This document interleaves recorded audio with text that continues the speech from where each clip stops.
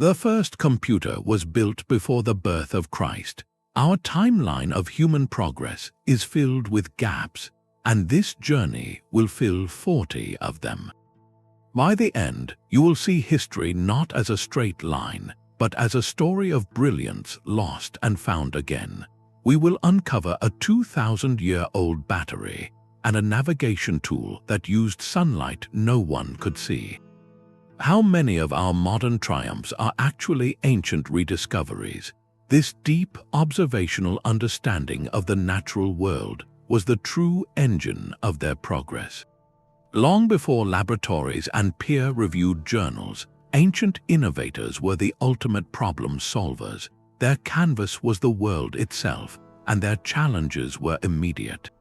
A community needed to predict the flooding of a river to plant crops. A temple priest needed to chart the stars to mark sacred festivals. A merchant needed a reliable way to measure goods for trade. These were not abstract intellectual pursuits. They were questions of survival, faith, and economy.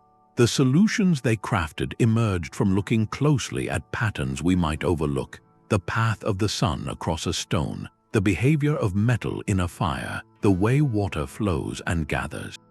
What we call invention, they saw as a necessary response to the world speaking to them. This is why the same idea, like concrete or central heating, could spring up independently in Rome and in China. Separated by vast continents and entirely different cultures, human beings observed similar problems and arrived at eerily similar answers. Their work stands not as a collection of lucky accidents, but as a testament to a shared, relentless human ingenuity. To see their creations as primitive is to miss the point entirely. It is our modern perspective that is often limited, expecting innovation to look a certain way, to involve silicon and circuitry. When we clear that bias, we begin to see their world for what it was: a vibrant workshop of the mind, setting the stage for discoveries that would lay dormant for centuries, waiting to be found again. This pattern of parallel invention is perhaps the most profound mystery of them all. Think of two people in separate rooms, given the same puzzle, who somehow produce nearly identical solutions without ever speaking. That is what we see across history again and again. The Romans perfected a form of concrete using volcanic ash, creating structures that still stand today. Centuries earlier and across the world, the Maya developed their own incredibly durable concrete, using tree sap and burned limestone to build towering pyramids in a humid jungle. They shared no blueprints, no trade routes for this knowledge. They simply looked at the materials their land provided and asked the same question: how do we build something that lasts? The answer emerged independently, a testament to a shared logic of materials and need. This phenomenon extends far beyond construction. Ancient cultures from India to Egypt developed intricate systems of surgery, including procedures like cataract removal and even early forms of plastic surgery, using finely crafted metal tools. They did not collaborate, yet they arrived at similar understandings of anatomy and technique, driven by the universal human desire to heal and mend. What does this tell us? It suggests that innovation is less about a single eureka, a moment in one place and time, and more a latent potential within us all. When faced with a fundamental challenge, whether it is spanning a river, preserving food, or navigating the open sea, the human mind can follow remarkably similar paths of logic and experimentation. This shared cognitive toolkit, as some researchers call it, points to something deeper than coincidence. It hints that the seeds of great ideas are not planted by history, but are inherent in how we observe and interact with our world. This realization transforms our list from a simple catalogue of old objects into a map of the human mind itself. As we explore each invention, we are not just looking at what was made, but witnessing the repeated ignition of the same brilliant spark, separated by continents and centuries. It compels us to ask if they could arrive at these ideas in isolation, What does that say about the untapped potential that still lies within us? That shared potential for brilliance finds its most breathtaking expression in a single, corroded artifact. Recovered from the deep in the early 20th century near the Greek island of Antikythera, lay the shattered remains of a device that would rewrite history. It was a lump of bronze and wood, encrusted by centuries under the sea, and for a long time its true nature was a mystery. But painstaking analysis revealed it to be a machine of astonishing complexity, a clockwork universe in a box, crafted around 100 years before the Common Era. We call it the Antikythera Mechanism. This was not a simple calendar or a decorative ornament. It was an intricate system of at least 30 precise bronze gears, housed in a wooden case and operated by a hand crank. Turning that crank would set the gears in motion, moving a series of dials and pointers across engraved plates. And what did those dials show? They predicted the movements of the sun and the moon, the positions of known planets, and even the timing of lunar and solar eclipses. It was, in every meaningful sense, a mechanical computer designed to model the heavens. The sophistication of its gearing is staggering, rivaling the complexity of clocks made in Europe some 1800 years later. This single device shatters our old assumptions about ancient technology. It proves that the Greeks of that era possessed not just abstract astronomical knowledge, but the advanced mechanical engineering skill to translate that knowledge into a physical, working model. They had mastered metallurgy to create such fine gears, and understood complex mathematical ratios to ensure their machine accurately mirrored celestial cycles that took years to complete. The Antikythera mechanism was a tool for both science and society, likely used to set the dates for religious festivals, agricultural cycles, and the Olympic Games. It represents a fusion of intellect and craftsmanship, a tangible expression of humanity's ancient desire to comprehend the cosmos and find our place within its rhythms. To stand before its fragments is to witness a moment where the line between ancient and modern utterly blurs, a powerful opening statement for the journey ahead. That mechanical model of the heavens reveals an intellect capable of grasping immense complexity, yet the next discovery suggests they may have been harnessing a force far more subtle and invisible. In the 1930s, during excavations near Baghdad, workers uncovered a set of peculiar objects that seemed utterly out of place. They were simple in form: a small clay jar, a rolled copper sheet forming a cylinder, and an iron rod suspended inside. Dated to a period between 250 years before the Common Era and 250 years after, these artifacts sat quietly in museum storage for years, their purpose a mystery. It was only later that a researcher had a startling realization. If you filled such a jar with an acidic liquid, something common like vinegar or grape juice, the chemical reaction between the copper cylinder and the iron rod would generate a small but measurable electric voltage. In essence, this was a battery, a working electrochemical cell, created roughly 2,000 years before Alessandro Volta's celebrated voltaic pile in the 18th century. The implications are quietly profound. It means that individuals in ancient Mesopotamia possessed not just a passing curiosity, but a practical understanding of basic electrical principles. They knew that certain materials, when combined with a specific medium, could produce this strange effect. The great debate among historians is not whether it worked, but why they built it. What was this gentle current used for? Some propose it could have been employed in a form of electroplating, to deposit a thin layer of gold or silver onto objects for decorative or ceremonial purposes.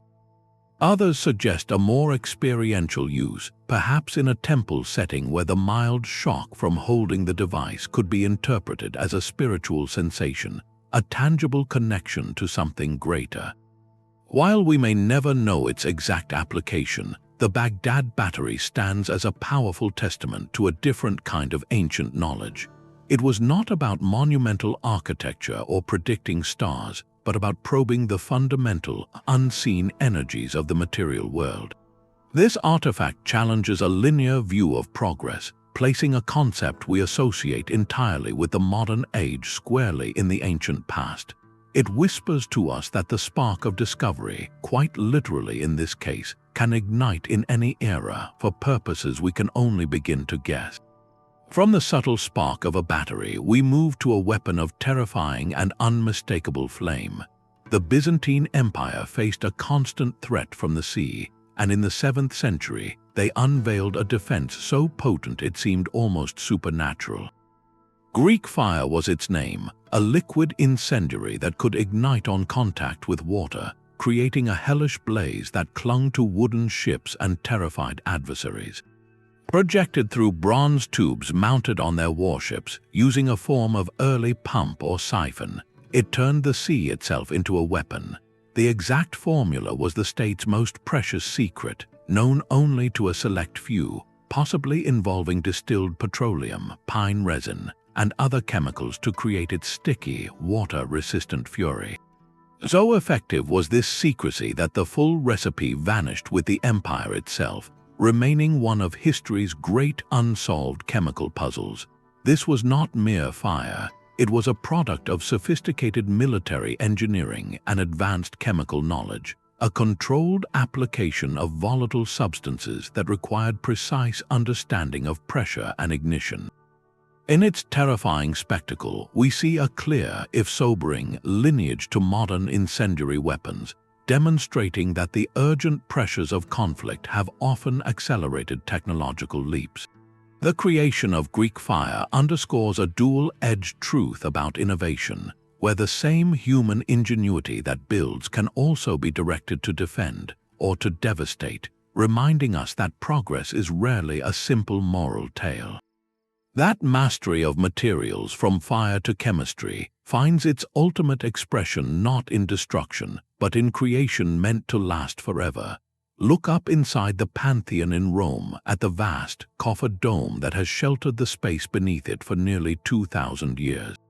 It is a single, unsupported hemisphere of concrete, a feat that would challenge engineers even with today's technology. Its endurance is no accident of time. It is the direct result of a forgotten recipe. Roman concrete was a technological marvel in its own right, a mixture that modern science is only now beginning to fully understand. While our contemporary concrete relies heavily on Portland cement and can crack and crumble within decades, especially in seawater, the Roman formula was different and remarkably resilient. Their builders mixed lime with volcanic ash known as pozzolana, and often used seawater directly in the mixture. For centuries, this was seen as a curious footnote, but recent research has uncovered the secret. When seawater percolates through this ancient concrete over time, it slowly reacts with the volcanic ash and lime. This reaction forms rare, interlocking crystals that actually fill in any tiny cracks that begin to form. In essence, Roman concrete possesses a self-healing property, growing stronger with age as it interacts with the very elements that would destroy its modern counterpart. This was not magic, it was brilliant empirical science. Roman engineers did not have electron microscopes to see these crystals forming, but through centuries of observation and experimentation, they discovered which local materials produced the most durable results. They achieved a level of sustainability we are still striving for today, using natural, readily available pozzolans rather than energy-intensive industrial processes. The longevity of their harbors, aqueducts, and monuments stands in quiet rebuke to our own crumbling infrastructure, a testament to building with the future in mind.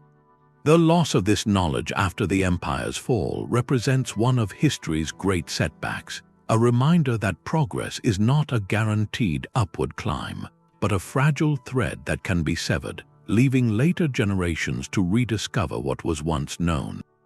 That same Roman mastery of materials produced an object that seems to defy the very laws of its time. In the quiet halls of the British Museum rests a small glass vessel from the 4th century, known as the Lycurgus cup. At first glance, it is a beautiful deep green, the color of jade, but lift it to a light source, let the light pass through it from behind, and the entire cup undergoes a magical transformation. It glows with a vibrant, translucent red, as if lit from within by a captured sunset. This is not a trick of the light or a simple stain. It is a permanent property of the glass itself, a phenomenon called dichroism. The secret was lost for over a millennium, and when modern scientists finally analyzed a tiny fragment under powerful electron microscopes, they discovered a truth that borders on the unbelievable. The Roman glassmakers had infused the cup with billions of minuscule particles of gold and silver, each one smaller than a grain of salt, so small they are measured in nanometers. We are talking about a form of nanotechnology achieved in an era without any concept of the atom, let alone the tools to manipulate it. Somehow, these ancient artisans perfected a process of grinding the metals to an impossibly fine dust and suspending them evenly throughout the molten glass. When light hits these embedded nanoparticles, they interact with it in a specific way, scattering the green wavelengths when lit from the front and allowing the red to pass through when lit from behind.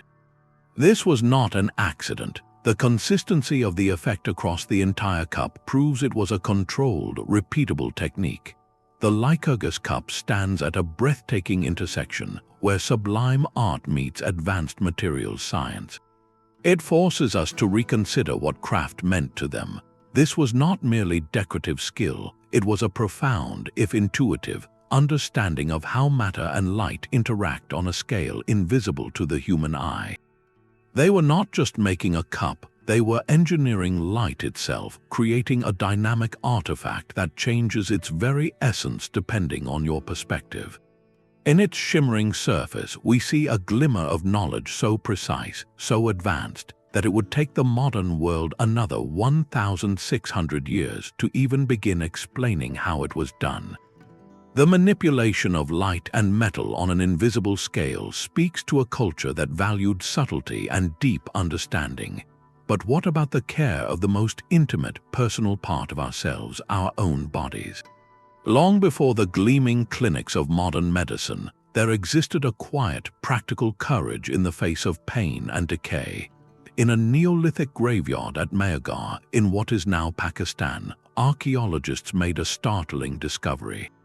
Within the remains of individuals from as early as 7,000 years before the Common Era, they found teeth that had been carefully drilled.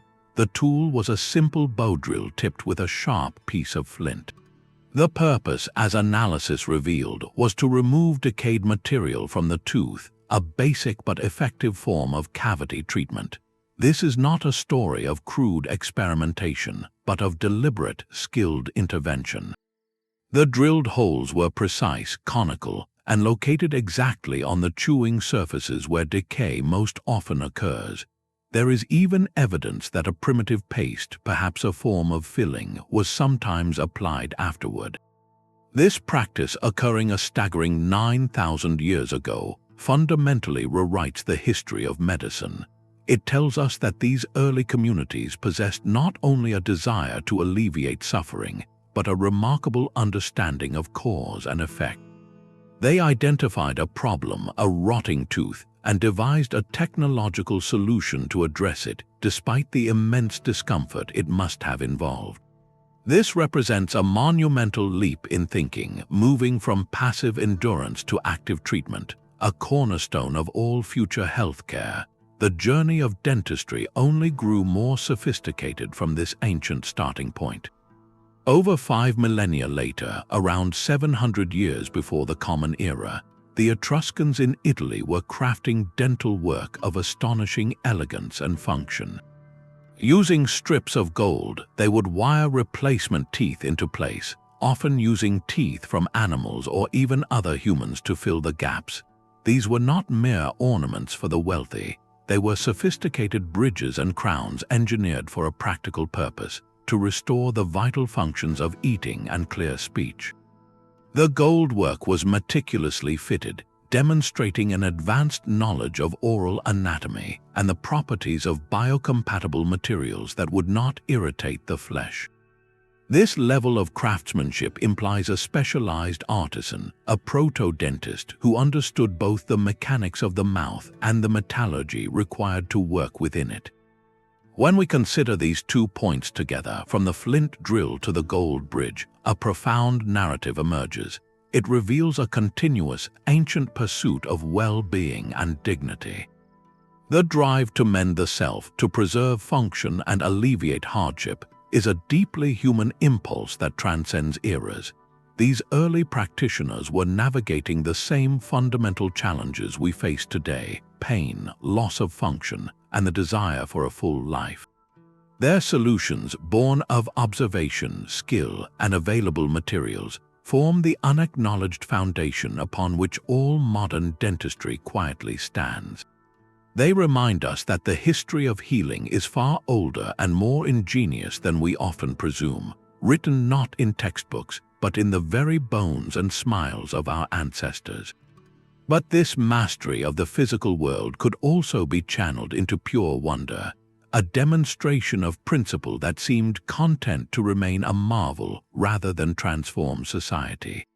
In the 1st century, in the great library and workshop of Alexandria, an inventor and mathematician named Hero described a simple yet profound device.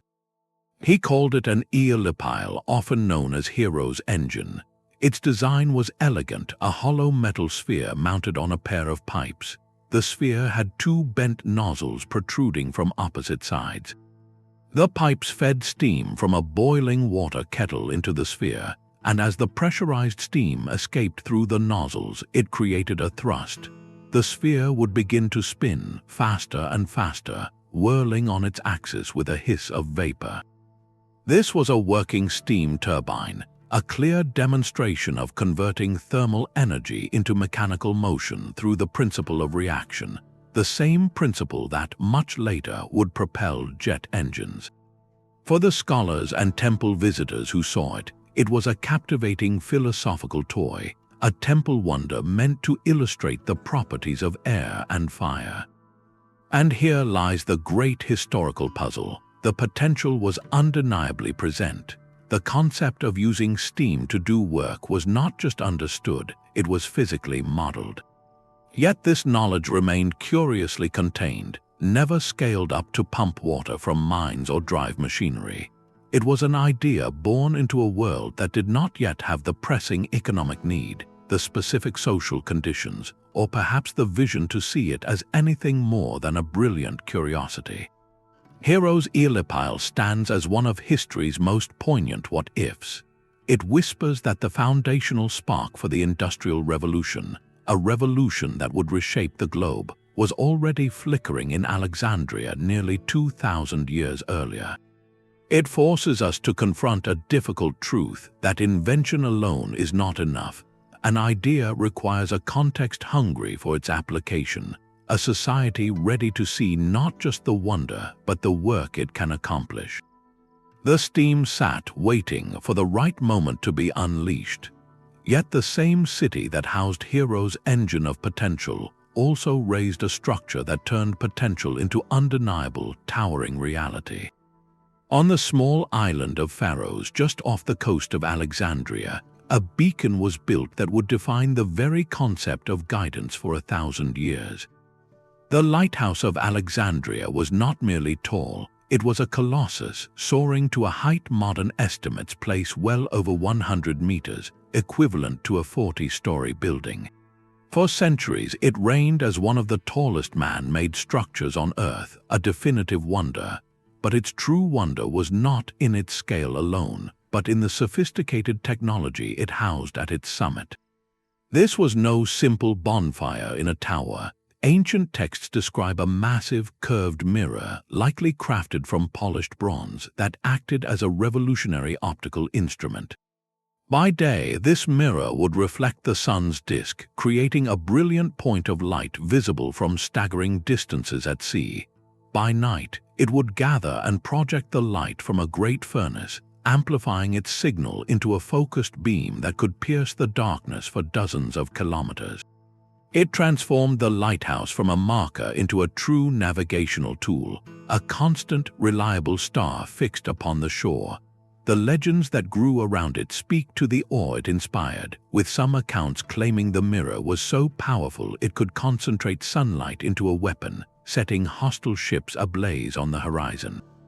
While historians debate this martial application, the very existence of the tale underscores how its technology appeared almost magical to contemporaries.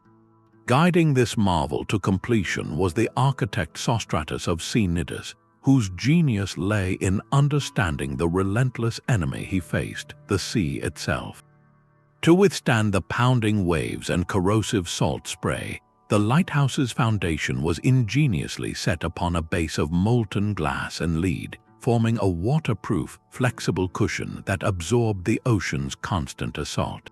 Its three-tiered design, with a broad square base, a tapered octagonal midsection, and a cylindrical top, was a masterclass in stability, distributing wind and seismic forces with an elegance that kept it standing for well over a millennium. The Lighthouse of Alexandria was therefore a dual triumph.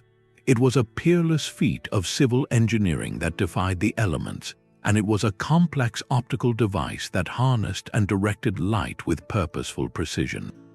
It served as the ultimate expression of a society's commitment to safe passage, to connection over the perilous sea, and it did so with a technological sophistication that would not be matched again until the modern era.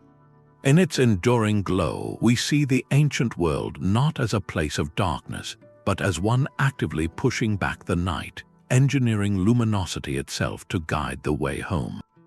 The pursuit of comfort and health on such a grand scale found its ultimate expression not just in grand beacons, but in the very ground beneath Roman feet. While the lighthouse guided travelers from afar within the walls of a Roman bathhouse or villa, another, more intimate technology was at work, one that transformed daily life.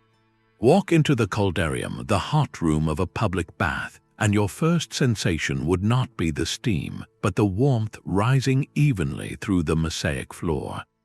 This was the Hypocaust system, the ancient world's masterful answer to the chill, a form of central heating so effective its principles still resonate today. The genius was in its hidden simplicity. A wood-fired furnace, the prefernium, burned continuously in a service area, but instead of letting smoke fill the rooms, the hot air it produced was carefully channeled. The floors of the bath were raised on a grid of short brick pillars, creating a hidden plenum, a sealed cavity. The scorching air from the furnace flowed into this space, circulating beneath the entire room, heating the thick tile and concrete floor from below. The heat then rose naturally, warming the space evenly and radiantly without a single draft or speck of soot, but the Romans did not stop at the floor. They integrated hollow rectangular tiles called tubuli into the walls. These tiles were stacked and interconnected, creating vertical channels that drew the hot air upward from the floor cavity and carried it through the walls before allowing it to escape through chimneys in the roof. This created a comprehensive heating envelope, a shell of warmth. The engineering foresight required was immense. Architects had to plan for the furnace's placement, calculate the height of the floor pillars to ensure proper airflow, and design the entire network of wall cavities and exhaust stacks to create a steady, controllable draft. It was a fully integrated climate system, a forerunner to the radiant floor heating and even the forced air systems we use today. This was not a luxury reserved for emperors alone, though wealthy villas had their own private systems. Its most profound application was in the vast public bath complexes, the thermae. These were not merely places to get clean, they were the social hubs of Roman life, centers for exercise, conversation, and business. By heating these massive public spaces, the Roman state was making a deliberate investment in communal well-being. It provided a refuge from the cold, a place for hygiene, and a venue for social cohesion that was, by the standards of any age, technologically advanced. The Hypocaust represents a societal choice to direct engineering prowess toward comfort, health, and public benefit on a massive scale.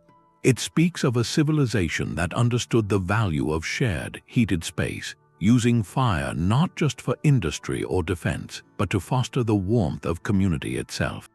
While the Romans engineered comfort from the ground up, another ancient healer was performing miracles of precision at the most personal scale.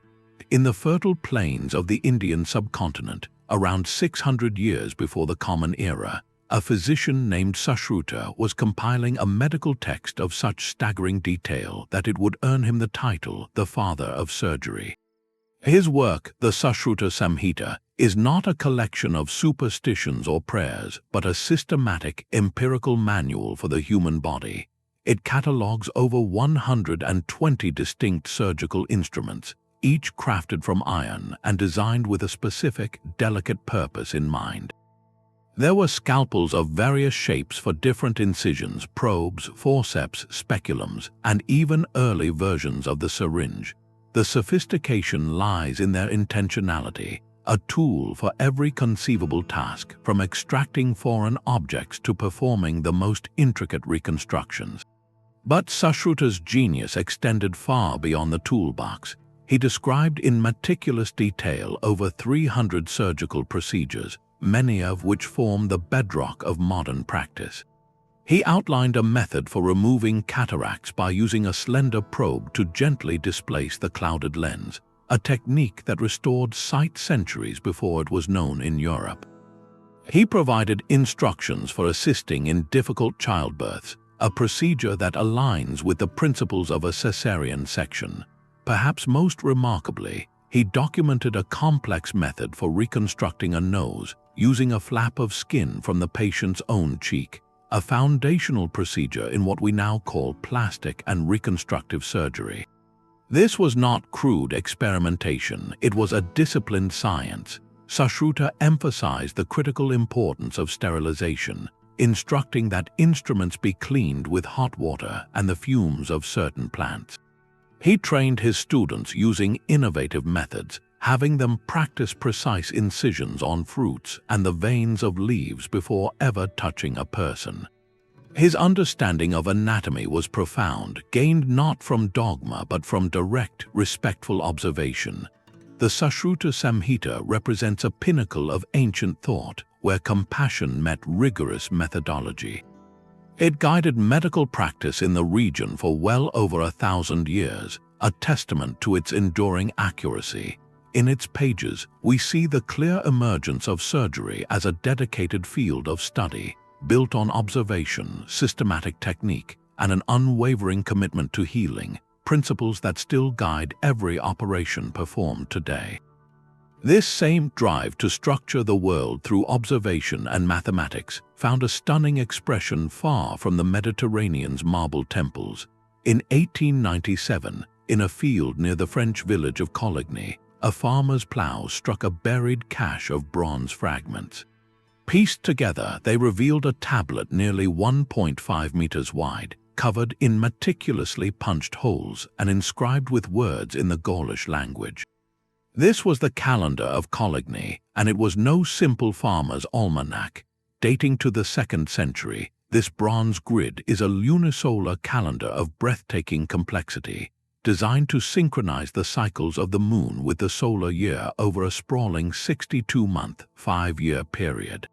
Each month is divided into 2 halves, marked as either auspicious or inauspicious, and the entire system is punctuated by notations for festivals and significant astronomical events. The precision is mathematical, not mystical. It accounts for the fact that 12 lunar months fall about 11 days short of a solar year, so the calendar's creators inserted extra months at specific points in the 5-year cycle to keep the seasons aligned. This is the same fundamental problem that challenged every ancient civilization, and the Celtic solution demonstrates a mastery of long-term astronomical calculation. They were not merely noting the phases of the moon, They were modeling time itself, crafting a perpetual machine of days and months in bronze. This artifact utterly transforms our understanding of the peoples Rome labeled as barbarians. It reveals a society with a sophisticated intellectual class, likely the Druids, who possessed the literacy to inscribe it and the sustained observational discipline to develop its rules over generations. The calendar was not just a tool for planting crops, it was the very backbone of their world, integrating the sacred and the social, dictating when to hold festivals, when to conduct trade, and when to refrain from important actions. Its existence tells us that advanced cosmological knowledge was not the exclusive property of empires with grand observatories. It could flourish in the forests of Gaul, etched onto a bronze sheet, proving that the human desire to map the heavens and order our lives beneath them is a universal spark, one that ignites with or without the recognition of history's traditional narrators. Yet that mastery of time and stars existed alongside a more tactile, playful form of genius. Deep in the humid rainforests of Mesoamerica, a different kind of material was being coaxed from the land, one that felt alive in the hand. For the Olmec, the Maya, and later the Aztec peoples, the rubber tree was not just a plant, it was a source of possibility. As early as 1600 years before the Common Era, they developed a process to harvest the tree's white, milky sap known as latex. But they did not stop there. They transformed this sticky liquid into a solid, bouncy, and remarkably durable substance, a form of ancient plastic. This was not a happy accident, it was a deliberate technological achievement. They discovered that by mixing the fresh latex with the juice of a specific local vine, the morning glory, and then heating the mixture over a fire, a chemical change occurred. The resulting material lost its sticky, runny nature and became elastic, water-resistant, and tough. This process, which we call vulcanization, stabilizes the long polymer chains in the rubber, cross-linking them to create a stable network. It is the exact same principle Charles Goodyear would patent in the United States in 1844, but here it was, being practiced in the Americas over 3,000 years earlier. This independent invention of polymer science speaks to a profound, hands-on understanding of their environment's chemistry. They were not just using what they found, they were actively engineering new properties from it. And they put this remarkable material to work in every aspect of life. The most famous application was in the creation of solid rubber balls, some weighing several kilograms, for the ritual ball game that was central to their cosmology and politics. These were not soft playthings, they were heavy, fast projectiles that could cause serious injury, requiring protective gear and incredible athletic skill. The game's outcome held deep spiritual and sometimes solemn significance, woven into stories of creation and renewal, but rubber's use was wonderfully practical too. They waterproofed cloth and containers by coating them with it, creating early rain gear and sealed vessels. There is evidence they even fashioned soles for sandals from rubber, providing durable, flexible footwear. This material became embedded in their culture and economy, a versatile product born from a unique environmental partnership. It showcases innovation not as an abstract pursuit, but as a direct creative response to the resources at hand, proving that the spark of material science can ignite anywhere, given the curiosity to experiment and the wisdom to observe the results. Its symbols stand in silent defiance, a perfect spiral of mystery pressed into clay, discovered in the ruins of the Minoan palace of Phaistos on the island of Crete. This small, fired clay disc is an artifact that has stubbornly refused to give up its secrets for over a century. Created around 1,700 years before the Common Era, the Phaistos disc is covered on both sides with a total of 241 symbols, arranged in a continuous, winding spiral from the outer edge to the center. The symbols themselves are a captivating menagerie of pictograms, stamped cleanly into the soft clay before it was baked.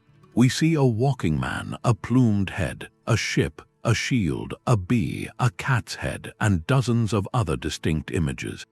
But herein lies the core of the enigma. Not a single one of these symbols has ever been found in any other Minoan inscription, on any other clay tablet, or on any wall. This script is utterly unique, a language of one. The method of its creation is equally fascinating, and it is this detail that hints at a technological leap. Each symbol was not carved or drawn, but rather impressed into the clay using a separate, pre-formed stamp, a different seal for each of the 45 distinct signs. This means the maker had a full set of reusable type, a primitive but functional printing press, over 3,000 years before Gutenberg. The disk is therefore two profound mysteries in one, an undeciphered message and a potentially revolutionary manufacturing technique. Was it a royal decree, a religious hymn, a piece of poetry, or perhaps the rules for a forgotten board game? The spiral arrangement suggests it was meant to be read in sequence, turning the disk like a record, but the meaning has been lost to the ages. The isolation of its script is the greatest barrier, with no bilingual text, no Rosetta Stone to provide a key. Some researchers propose it may not even represent a written language as we understand it, but could be a mnemonic device, a symbolic calendar, or a set of seals from a pilgrimage. The very fact that we cannot categorize it is what makes it so compelling. It represents a flash of individual genius, a system of recording information that was either too advanced for its time, too personal, or simply never replicated. As an object, the Phaistos disk is a haunting reminder of how much of the ancient world's intellectual life is written in codes we have yet to crack, and how a single, beautiful artifact can embody both a peak of innovation and the profound silence that can follow when a thread of knowledge is cut. The silent symbols of the Phaistos disk represent a language lost to time, but another ancient tool spoke a universal language of light and direction. Norse sagas, passed down through generations, hold cryptic references to a magical object called a sunstone. These stories describe Viking navigators using this stone to locate the sun's position on completely overcast days, or even after it had dipped below the horizon. For centuries, this was dismissed as poetic myth, a fanciful explanation for their incredible seafaring luck. But modern science has uncovered a startling truth. The sunstone was likely a real, sophisticated tool of optical physics. Researchers analyzing the properties of certain transparent crystals like calcite or cordierite found they possess a unique ability to polarize light. Sunlight scattering through the atmosphere becomes polarized, meaning its light waves vibrate in a specific direction relative to the hidden sun. The human eye cannot detect this, but one of these crystals can. A navigator would hold the stone up to the sky and slowly rotate it. When looking through the crystal, they would see two distinct images or a change in brightness and darkness.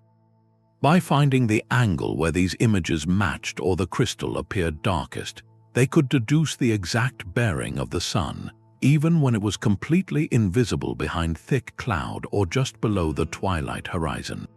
This was not magic, it was a brilliant, empirical application of a natural phenomenon.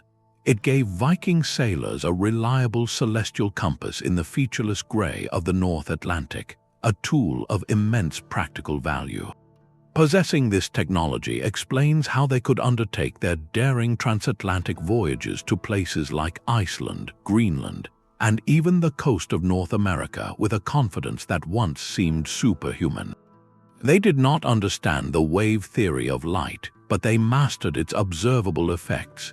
The sunstone stands as a perfect symbol of their pragmatic genius, an instrument that turned an invisible property of the sky into a tangible guide, connecting continents with a sliver of crystal and a deep, watchful understanding of the world they sailed. That intuitive reading of the world's subtle signals found a spectacular, mechanical expression in the Han Dynasty court. In the year 132, a scholar and inventor named Zhang Heng presented the emperor with a device that seemed to belong to the realm of prophecy. It was a large, ornate bronze vessel, adorned around its rim with 8 sculpted dragon heads, each gazing outward in a cardinal or intercardinal direction. Crouched patiently beneath each dragon sat a bronze toad, its mouth open in anticipation. Inside the vessel, hidden from view, was a carefully balanced inverted pendulum. The principle was one of elegant sensitivity. When the faint but powerful waves of a distant earthquake reached the capital, they would cause the ground to tremble ever so slightly. This motion would disturb the delicate pendulum inside the jar. The pendulum's swing would trigger a clever internal mechanism, likely a set of levers or geared arms, that acted with selective precision. Only the dragon head aligned with the direction from which the seismic waves arrived would be activated, causing it to open its jaws and release a heavy bronze ball. The ball would drop with a resonant clang directly into the waiting mouth of the toad below. The sound alone would alert the court, but the specific toad that received the ball provided the crucial data, pointing the way to the quake's distant epicenter. This was not a simple vibration detector, it was a directional instrument, a seismoscope. Historical records recount its astonishing accuracy, noting an instance where it detected a quake hundreds of kilometers away, in a region where no tremor had been felt locally. Messengers were dispatched to that very direction and returned to confirm a major earthquake had indeed occurred. Zhang Heng's device stands as a landmark moment in human history, representing the first time mechanical engineering was harnessed to systematically monitor and interpret a fundamental force of our planet. It transformed earthquakes from inscrutable acts of heaven into measurable, locatable geophysical events. The genius lay in the synthesis. It was a masterpiece of art, its dragons and toads rich with cultural symbolism, housing a mechanism of profound scientific insight.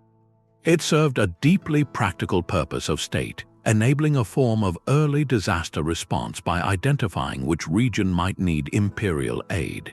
In this single bronze vessel, we see the complete integration of form, function, and philosophy, a 2,000-year-old testament to the idea that to understand the Earth's tremors, one must first learn to listen to its quietest whispers. The steady rhythm of water, channeled and directed, could now be made to turn the heavy stones that fed a civilization. While simple water-lifting wheels had been used for irrigation for centuries, a transformative leap occurred around the 1st century before the Common Era in the Greek and Roman world. This was the invention of the geared vertical water mill, a machine that fundamentally changed the relationship between nature, labor, and food. Its design was a masterstroke of practical engineering. A vertical water wheel was mounted directly on a rotating axle. As flowing water pushed against the paddles of the wheel, it turned the axle. But here was the crucial innovation. Attached to that axle was a large, horizontally mounted gear. This gear meshed perfectly with a smaller, vertically mounted one, transferring the rotational force 90 degrees and greatly increasing its speed. This faster rotation then turned the heavy millstone that ground wheat or other grains into flour. For the first time, the relentless, renewable energy of a river was systematically captured not just to move water, but to move machinery, automating one of humanity's most ancient and labor-intensive daily tasks. The societal impact of this automation was profound. The Romans, with their genius for systematization, adopted and scaled this technology with breathtaking ambition. The most spectacular example is the Barbegal Mill complex in southern France, built in the 4th century. Here, they constructed an entire industrial hillside. Water from an aqueduct was channeled down a steep slope, powering not 1 or 2, but 16 individual overshot water wheels arranged in 2 parallel cascades of 8. This was not a quaint village mill, it was a flour production factory of the ancient world, estimated to have produced enough flour each day to feed the entire population of nearby Arles, a city of over 10,000 people. The scale reveals a conscious, strategic shift in thinking. This was about maximizing productivity, about using engineering to secure a stable and abundant food supply for urban centers and the military. It represents an early, powerful form of industrial engineering where renewable energy was harnessed to drive a centralized production process. The quiet hum of those turning wheels at Barbagal was the sound of an economy transitioning toward mechanized efficiency, a concept that would lie dormant for centuries after Rome's decline before being rediscovered and expanded upon in the medieval period. In these mills, we see the clear blueprint for a future powered not by human or animal muscle alone, but by the captured forces of the natural world. The Maya saw time not as a line, but as a living, breathing entity woven from celestial cycles.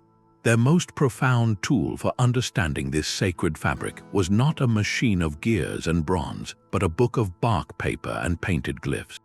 The Dresden Codex, one of the few surviving pre-Columbian manuscripts from the Americas, is far more than a historical artifact. It is a sophisticated computational device, an analog computer rendered in pigment and prophecy. Within its 78 carefully folded pages, Mayan scribes encoded a breathtakingly precise model of the cosmos.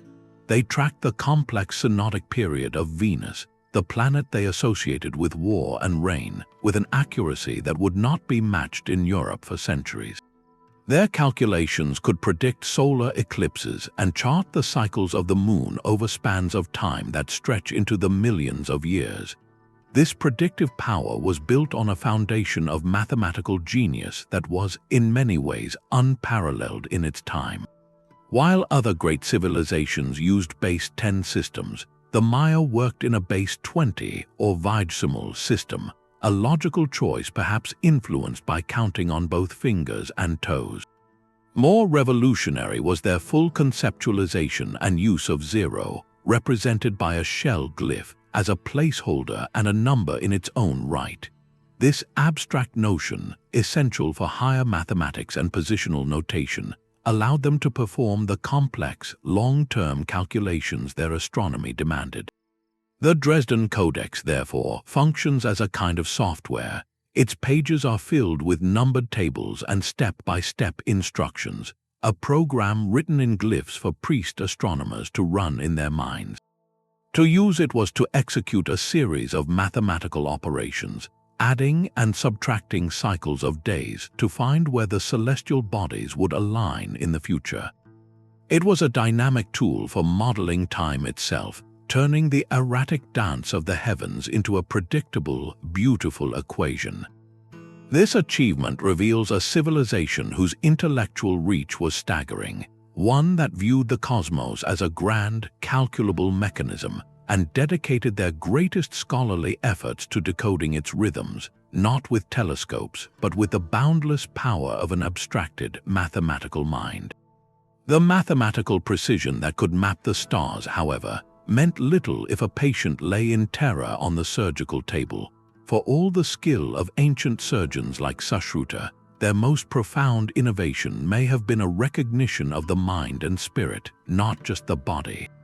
The cutting of flesh, the setting of bones, these acts caused immense distress, and ancient healers across the world sought ways to soften that reality. They turned to the quiet pharmacy of the earth, developing early forms of anesthesia long before the term existed. In India, Sushruta's texts mention using wine infused with the cannabis plant to induce a state of stupor before an operation. In China, around the same period, the legendary physician Huo Chuo is said to have created a formula called Mafeson, a wine blended with hemp and likely other herbs like mandrake, which rendered patients unconscious and insensible to pain. Across the Mediterranean, the Greeks and Romans utilized opium derived from the poppy and the juice of the mandrake root, a plant shrouded in myth for its sleep-inducing and sometimes toxic properties. These were not random experiments. They represent a deliberate, empirical investigation into the pharmacological properties of local flora. Healers observed which plants caused drowsiness, which brought calm, and which could separate the mind from the sensation of the body. They learned dosages through careful, if perilous, trial, understanding that the line between a sedative and a poison could be very fine. The goal was clear: to create a window of tolerance to make the healer's necessary work bearable. This pursuit reveals a deeply humanitarian layer to ancient medicine.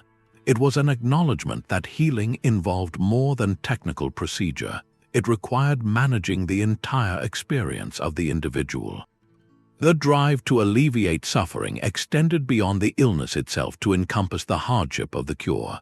While these herbal concoctions were imprecise and carried significant risk compared to modern controlled anesthetics, their use established the fundamental principle that would guide medicine for millennia: that the relief of pain is a moral and practical imperative.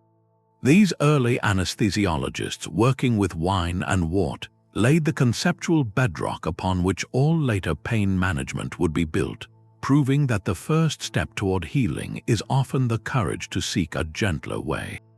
The pursuit of a gentler way in medicine speaks to a deep understanding of human need, but other ancient challenges demanded solutions of pure, unadorned physical ingenuity. One such problem was as fundamental as water itself: how to move it uphill. In the fertile but uneven landscapes of the ancient world, a field might lie above a river, or a ship's hull might slowly fill with water from a leak. The solution, attributed to the brilliant Greek polymath Archimedes in the 3rd century before the Common Era, was a masterpiece of elegant design, a device we know as the Archimedes Screw. At its heart, the concept is breathtakingly simple. Imagine a broad, threaded screw, a continuous helical surface, enclosed inside a hollow cylinder. One end of this cylinder is placed in a lower body of water, tilted at an angle. As a handle at the top is turned, the entire screw rotates within its casing. With each turn, a pocket of water is trapped between the threads of the screw and the wall of the cylinder. The continuous rotation lifts this pocket up the incline until it eventually pours out the top of the cylinder into a waiting channel or container. The genius is in its seamless operation. It requires no valves, no pistons, and no complex gears beyond the initial rotation. It is a machine that is almost more of a principle, a clever manipulation of geometry and motion to coax gravity into working sideways. For ancient farmers, this device was nothing short of revolutionary. It allowed them to irrigate crops on terraced hillsides or lift water from canals to fields that were just a few feet higher, transforming previously unusable land into productive agriculture. On Roman mines and construction sites, arrays of these screws, often powered by human treadmills or animals, could do-water deep pits, enabling work that would have otherwise been impossible. Its efficiency and robustness made it indispensable, a tool that spread from the Mediterranean throughout the ancient world. But the true testament to its perfect design is its longevity. For over 2,000 years, the basic principle has remained utterly unchanged because it cannot be improved upon. Modern versions, now crafted from steel or durable polymers and driven by electric motors, perform the exact same function in wastewater treatment plants, moving slurry in factories, and even in some low-tech agricultural settings. The Archimedes Screw endures because it answers a timeless question with flawless logic, turning the simple act of rotation into a reliable, gentle lift. It stands as a quiet monument to the power of elegant engineering, a spiral of genius that has been moving the lifeblood of civilization, quite literally, uphill for millennia. That same mastery of shaping stone and crystal could be harnessed for a purpose far more delicate than ornamentation. In the ruins of the Assyrian palace at Nimrud, a small, unassuming object was unearthed. It is a piece of polished rock crystal, roughly 3,000 years old, ground into a slightly oval shape. To the untrained eye, it might resemble a smooth river stone or a blank piece of jewelry. But its form reveals a deeper intent. This is the Nimrod lens, and its curvature is precise enough to magnify small objects when held at the correct distance, and to concentrate rays of sunlight into a focused, hot point. It is, by any modern definition, a functional optical lens. Its existence poses a quiet, fascinating question. What was it for? The possibilities are as intriguing as they are varied. It could have been a simple magnifying glass, used by a skilled artisan or scribe to execute fine detail work on ivory or precious metals, a practical tool extending the limits of human sight. Another compelling theory suggests it might have been a burning lens, a way to kindle fire quickly using the sun's own energy, a piece of utility in a world where making flame was a daily necessity.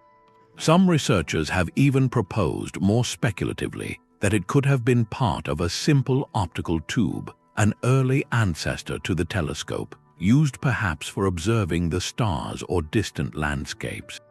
While no other components have been found to support this last idea, the very fact that we can entertain it speaks volumes. The true purpose may remain lost, but the object itself is a clear statement.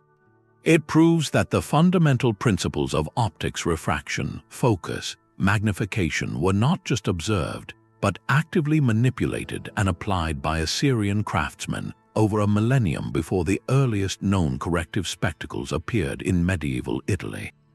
Creating such a lens from solid rock crystal required extraordinary lapidary skill, immense patience, and a deliberate understanding of how light bends through a transparent medium. This was not a lucky find or a naturally occurring curiosity. It was a manufactured product of intellect. The Nimrod lens stands as a tangible fragment of a lost scientific curiosity, a quiet experiment in bending light to human will.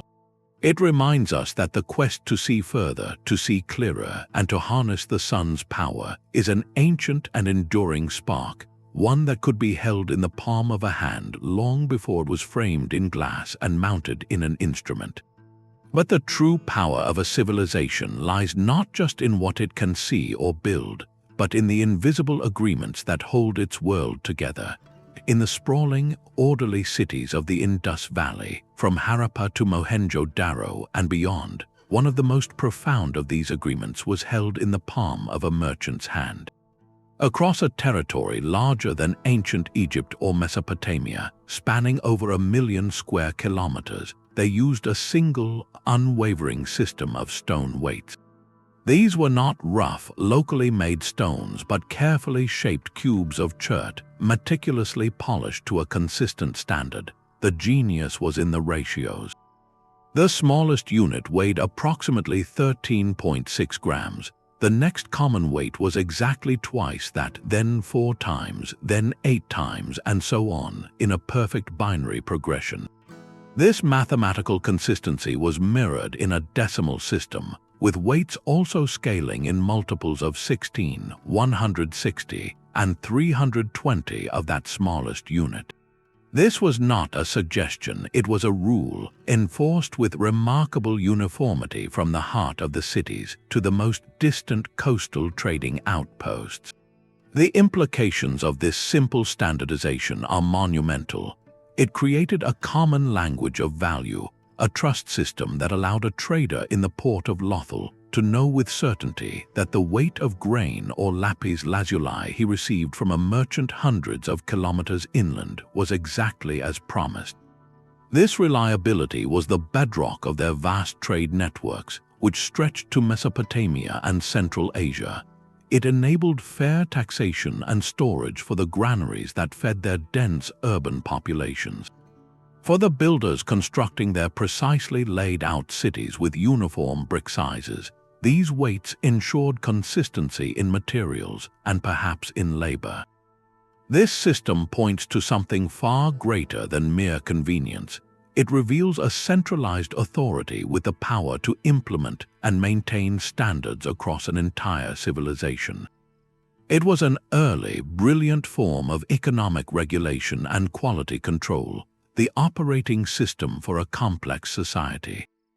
In these unassuming stone cubes, we see the invention of systemic trust itself, a silent agreement carved in stone that turned scattered cities into a cohesive, functioning whole, proving that one of humanity's most powerful inventions is not a tool, but a rule everyone agrees to follow.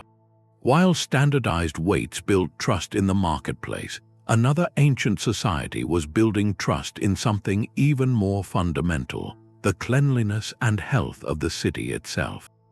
On the sun-drenched island of Crete, within the sprawling, labyrinthine palace of Knossos, a quiet revolution flowed beneath the feet of the Minoan elite. Constructed around 1,700 years before the Common Era, this complex was not just a political center, it was a marvel of civil engineering, featuring what may be the world's first known centralized plumbing system. This was not a few simple drains, but an integrated network designed for both delivery and removal. Fresh water was channeled from springs and collected rainwater, then distributed through carefully laid terracotta pipes. These pipes were not merely hollow cylinders, they were engineered with a brilliant taper, wider at one end and narrower at the other. When water flowed through them, this design naturally increased its velocity, creating a self-scouring effect that swept debris along and prevented the blockages that would plague later civilizations. The water supplied elegant bathtubs carved from stone and, most astonishingly, a toilet. In a small chamber, a wooden seat was mounted over a terracotta conduit. A reservoir located above could be manually released, flushing waste down through the palace's sophisticated drainage system and out into stone sewers. This technology, a true flushing toilet, would not become common again until the 19th century, a gap of over 3.5 millennia. The implications of this system are profound. It reveals a society with an advanced, proactive concern for public sanitation and urban hygiene on a grand scale. The Minoans understood that for a dense, palatial community to thrive, managing water and waste was not an afterthought, but a cornerstone of civic planning. This was hydraulic engineering applied to daily life, creating a level of personal comfort and communal health that would be remarkable in any pre-industrial society.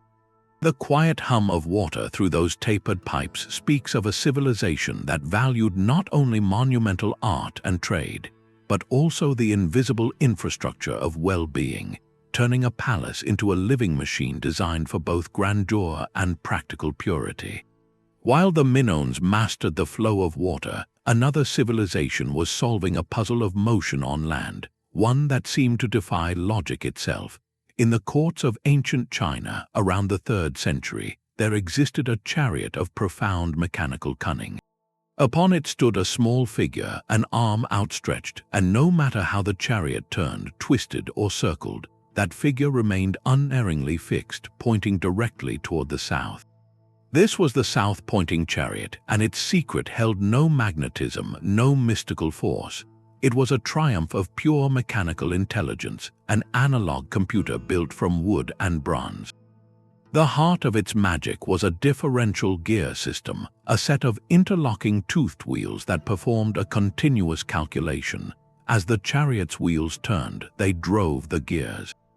But here was the genius: the gears were arranged to account for the difference in rotation between the two wheels. When the chariot turned left, the left wheel would travel a shorter distance than the right wheel.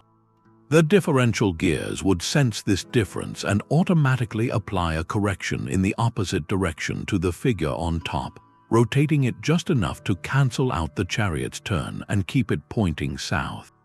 It was a physical feedback loop, a self-correcting mechanism that maintained its orientation through a dance of precise ratios. This device was far more than a ceremonial curiosity.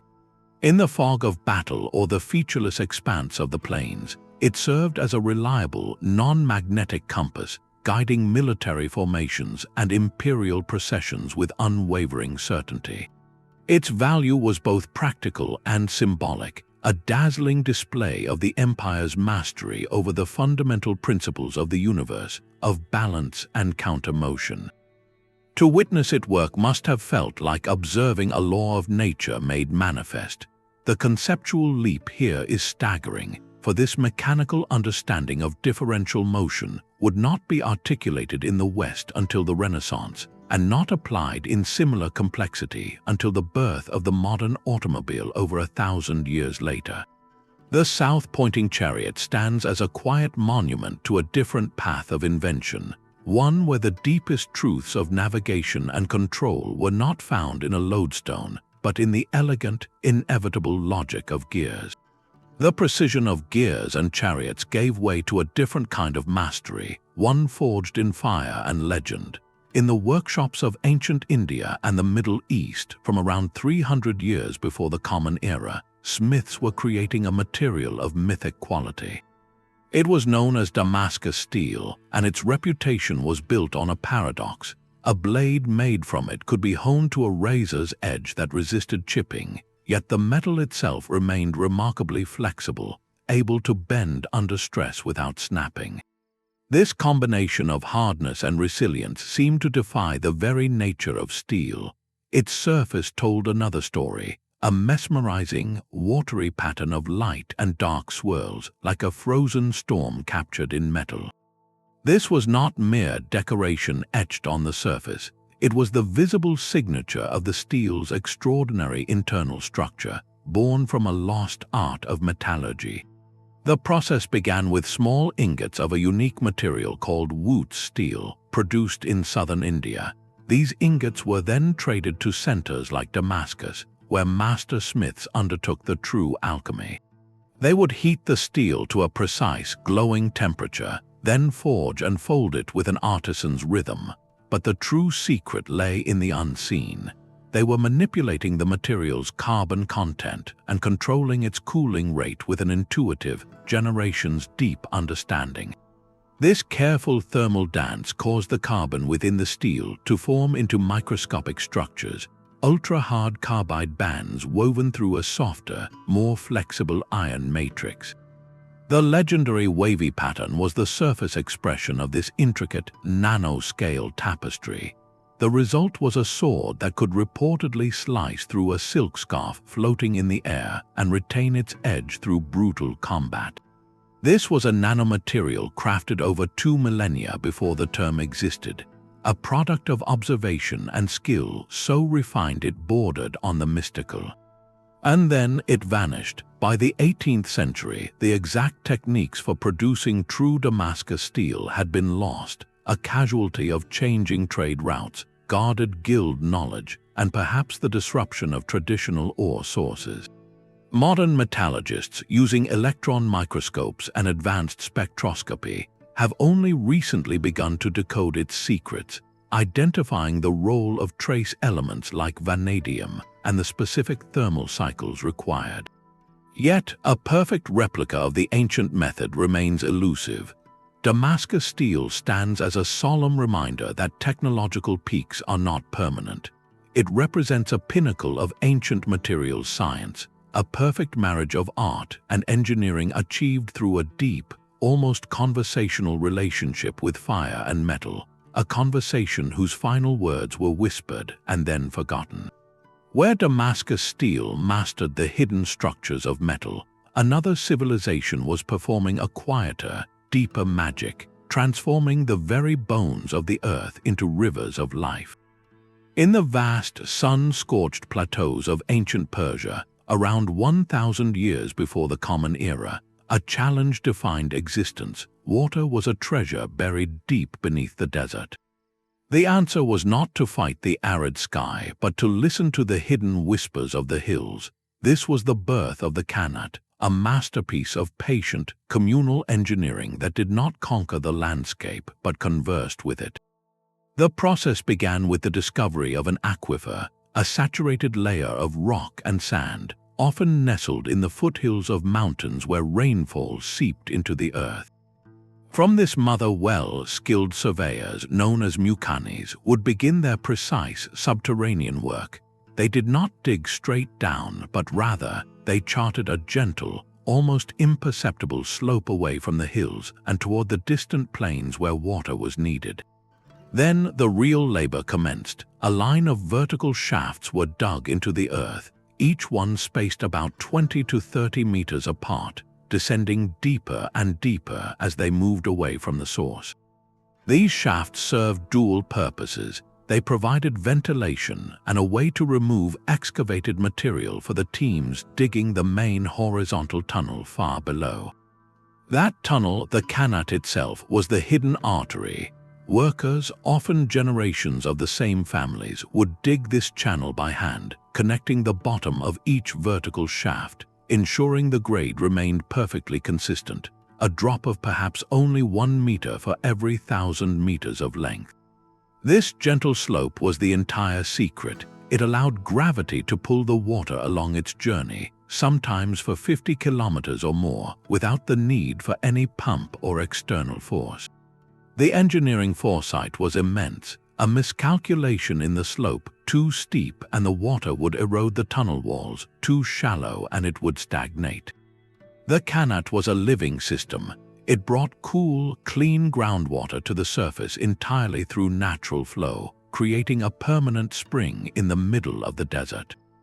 But its brilliance was ecological. By running entirely underground, it avoided the devastating evaporation that would claim water in open canals under the relentless sun. Every drop was preserved. At the mouth of the Qanat, the water would flow into shaded reservoirs and then through canals to irrigate fields of wheat, barley, and lush gardens, creating sudden, shocking oases of green in a tawny world. These oases became the seeds of cities, centers of agriculture and trade that could never have existed otherwise. The social dimension was equally profound. Building a Qanat was a project that could span decades, binding a community together across generations with a shared investment in their collective future. Maintaining it required constant cooperation, a clear set of rules for cleaning the tunnels and allocating the precious water, forming an early, sophisticated system of water law and social organization. The Qanat was not just a piece of infrastructure, it was the circulatory system of a civilization, a testament to the power of working with the Earth's own logic. It sustained Persian empires for millennia, and its principles of sustainable, gravity-fed water management are now studied by modern engineers facing their own scarcity, a timeless lesson in humility and genius, written not on parchment, but in the cool, dark silence beneath the sand. The quiet, patient genius of the Qanat channeled life through darkness, but another Roman invention would capture light of a different kind, the light of the mind itself. In the bustling markets and scholarly villas of the 1st century, a quiet revolution was taking place in how words were held. For millennia, knowledge had flowed in a single, continuous stream, inscribed on lengthy scrolls of papyrus or parchment. To read was to unfurl, to navigate a linear path with 2 hands, one rolling up the finished section while the other unrolled the text to come. It was elegant, but it was also fragile, cumbersome, and notoriously difficult to reference. You could not easily flip to a specific passage halfway through a scroll. The very act of searching could damage the delicate material. Then, a new form emerged, one so familiar to us now that its radical nature is almost invisible. It was the Codex, essentially the first modern book, bound pages nestled securely between 2 protective covers.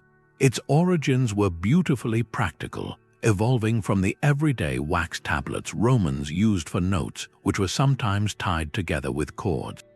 Someone had the brilliant idea to replace those wax faces with sheets of parchment or early paper and to bind them at the spine. The advantages were immediate and profound.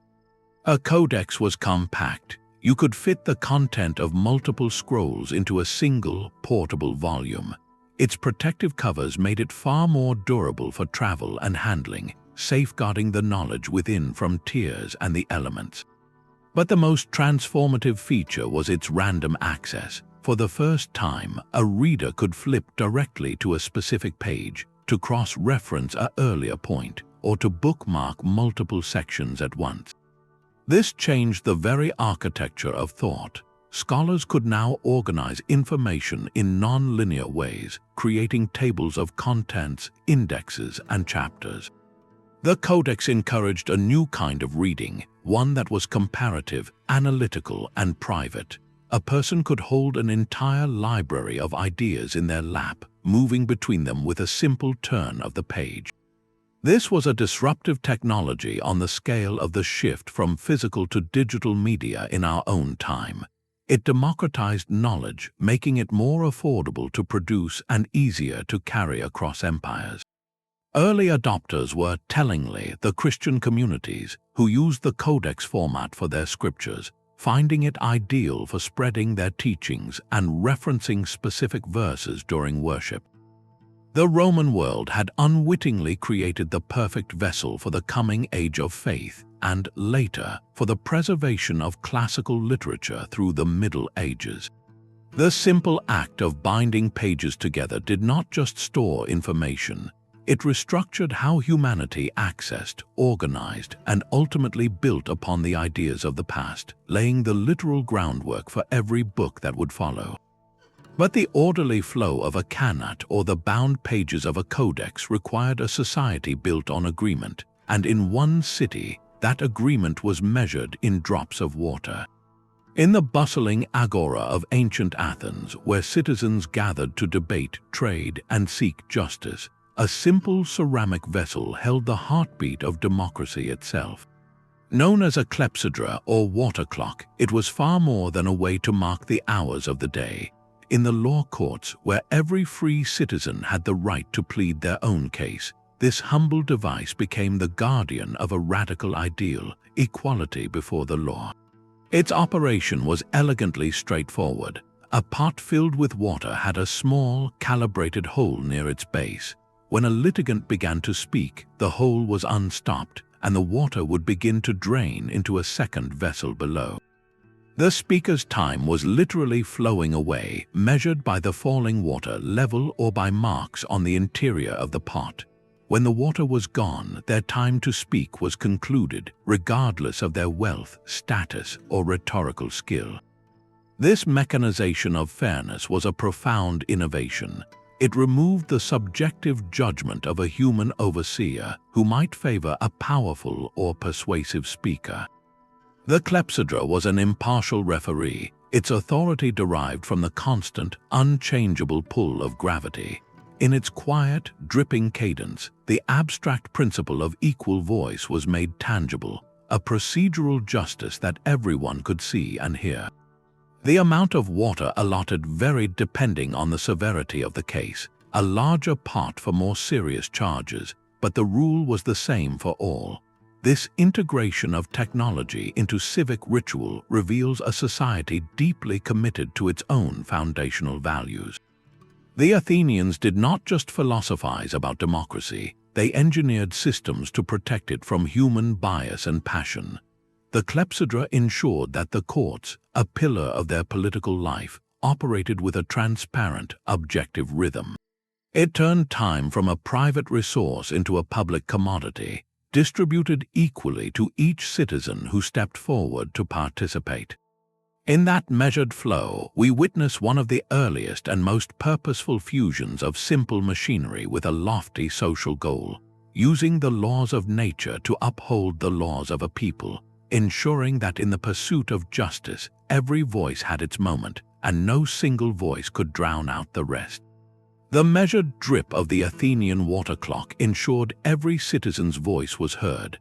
But how do you govern an empire where voices are separated not by a courtroom, but by entire mountain ranges? The Inca, whose domain stretched over 2,500 miles of the most rugged terrain on Earth, faced this monumental challenge. Without horses, without the wheel, and crucially, without a system of writing as Europeans understood it, they built a state of astonishing cohesion. Their secret was a network that moved information with the speed and reliability of a nervous system, a fusion of physical endurance and abstract genius. At its heart were the chasquis, the empire's elite relay runners, positioned in small, thatched way stations called tambos. spaced at intervals of about 1.5 miles along the magnificent Royal Road. These trained athletes waited in a state of constant readiness. When a message arrived, the waiting chasqui would run alongside the incoming runner, listening intently to the memorized verbal report. Once he had it, he would take the physical cargo, if there was any, and sprint at full speed to the next tambo, where the process would repeat.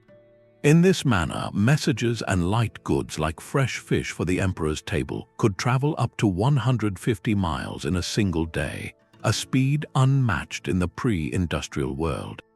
This was not just a postal service, it was a living, breathing information highway that bound the distant corners of the empire to the capital at Cusco. But the verbal message was only half the story. Often, the chasqui would also carry a quipu, a deceptively simple-looking device. It was a collection of colored cotton or wool strings suspended from a main cord.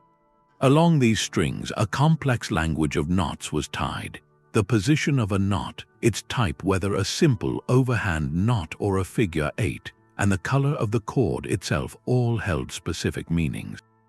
To the untrained eye, it was a tassel of tangled yarn. To a quipu kamayok, a trained record keeper, it was a dense database.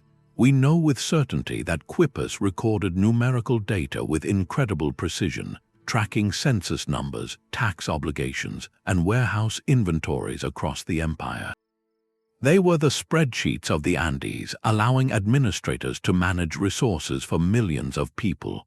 The deeper mystery, one that scholars are still unraveling today, is whether the quipu could also encode narrative information, stories, laws, or histories.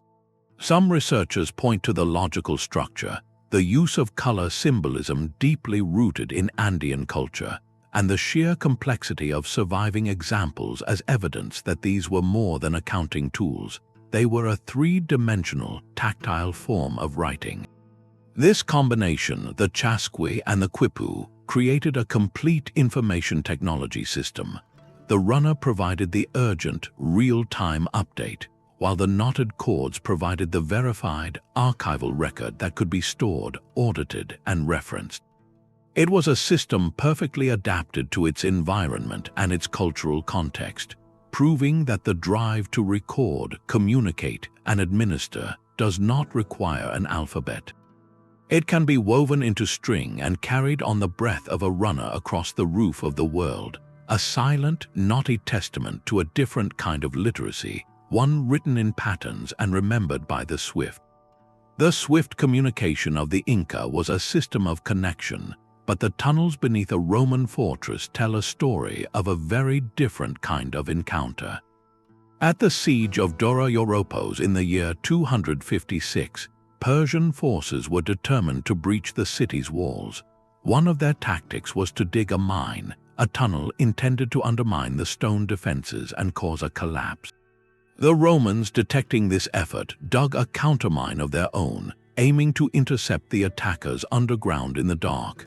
What archaeologists found centuries later in that cramped, excavated space was not just evidence of a battle, but of a calculated technological ambush. The remains of 20 Roman soldiers were found piled near the entrance of their own tunnel, not slain by blades or arrows, but apparently overcome where they stood. Scattered around them were the key pieces of the puzzle, lumps of bitumen and chunks of sulfur crystals. Researchers believe the Persians, upon realizing the Romans were breaking into their mine, set these materials alight. When ignited together, bitumen and sulfur produced dense, choking clouds of toxic fumes, including sulfur dioxide. In the confined, poorly ventilated tunnel, this would have created an inescapable gas chamber. The Roman soldiers, expecting a close-quarters fight, instead met an invisible chemical weapon. This was not a random act of destruction. It was a deliberate, tactical application of specific material knowledge. The Persians understood the properties of these substances, knew how to combine them, and deployed them at the precise moment for maximum effect. This grim incident at Dura Europos is not an isolated footnote. Ancient texts from other great civilizations describe similar thinking. In India, the Arthashastra, a treatise on statecraft written centuries earlier, details recipes for creating smokescreens and toxic projectiles to confuse and disable enemies.